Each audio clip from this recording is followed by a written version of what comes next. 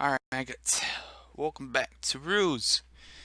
Today I'm going to discuss with you the advanced tactics behind the classes of units, or tank units, in Ruse itself. This is the more advanced guide. If you're a pro, leave now. Anyway, let's start off with the light cav, or the light tank battalions.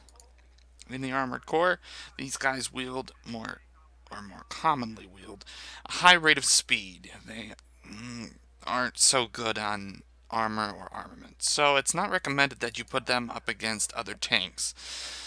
But they act as good guard dogs for flanks, or harassment units for guerrilla tactics. You can use these guys as sacrificial lambs, as forward scout units to probe the area and look for any infantry that may be blocking your route of attack, or AT guns that are sitting in your way. If you weren't paying attention, these guys could save you a lot of time and money. Now down to the utility class of units, or the mediums, as many would call it. These guys are the perfect balance and mix between armor, armament, and speed. All three I can't count, are useful in combat and have their own personal uses. Meaning that they can do just about anything a light unit can do with a little bit more efficiency in some areas. The light units are more commonly, or the medium units in the Armored Corps, are more commonly easy to deploy in MSA. So if you lose one, not a big deal. If you lose 10, probably an issue. These guys have the best balance of armor, armament, and speed, therefore they can be used as about the same as a heavy tank would be used in combat. They can engage smaller groupings of heavier tanks or the same size units in same amount. They could be used to guard flanks, or harass the middles and whatnot early on in the game.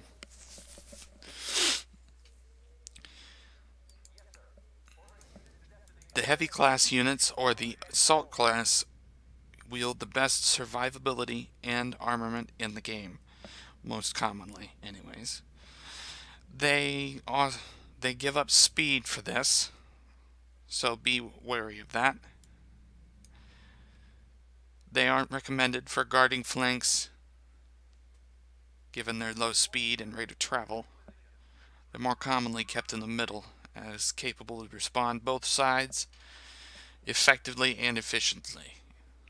These guys are more useful to be kept in flank formations, phalanx, to counteract any other enemy armored positions or formations.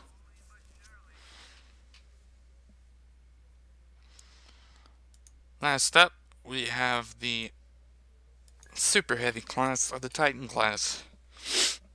These guys are more commonly, these are like the heavy tanks, but on steroids. They have higher armament, higher armor, so they can smash fortifications much easier. But they take the setbacks of the heavier tanks, or the heavy tanks, and they maximize it. So they are much slower to produce, they are much slower on the field, so they cannot respond to threats all over the front, whereas medium tanks can. Now, as an Armored Corps commander, something you want to be recognized with is the size of your tanks will always set you back in the game itself. Be wary of choke points in the map. This will force your units to move into a column formation when traveling through an area.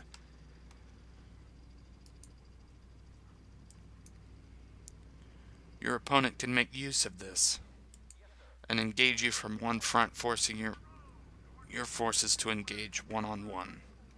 or 1-on-3. The Armored Corps defaults into a line formation when traveling in basic open terrain.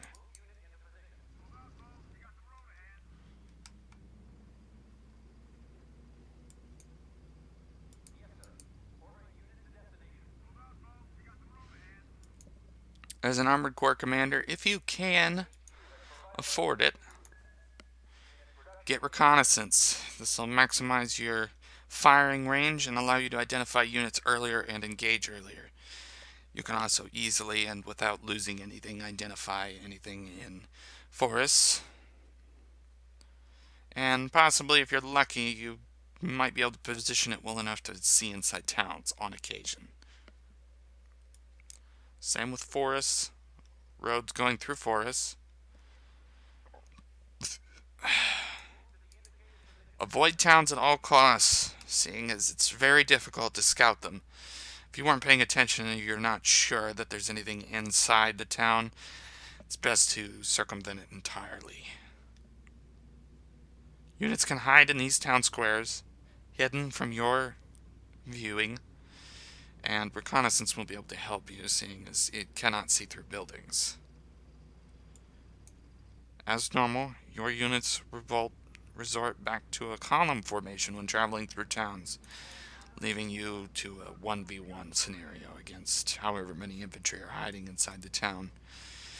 If you're unsure of how many infantry are in there, if at all, avoid it entirely, or carry with you an infantry division or somewhat to clear out the town ahead of you.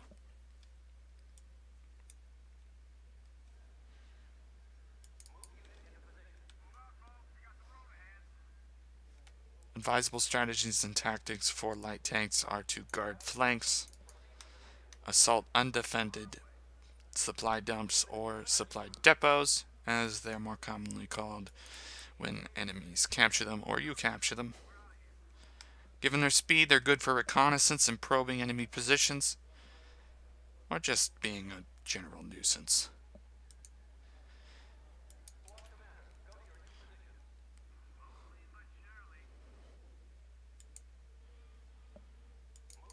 The heavy or assault class units are more commonly used for frontline formations. They're used to engage other tanks. They're given the highest of all tanks, other than the Titan class or the super heavy class. They are given highest armament and survivability capabilities. Therefore, they are good for skirmishing with any and all other unit types, except for air. That's not really going to work out. As before, like all units, they maintain a line formation. Can't show this because I don't have another one, but they do keep a line formation. Be careful and make sure you recon ahead of your units when you're using heavies, seeing as they most often cannot respond to threats in woods or ambushes of such. They cannot get away from them as quickly, so be aware of that whenever you're moving around. Or pay attention to what the fuck you're doing. Essentially, the Titan class units are heavies on steroids.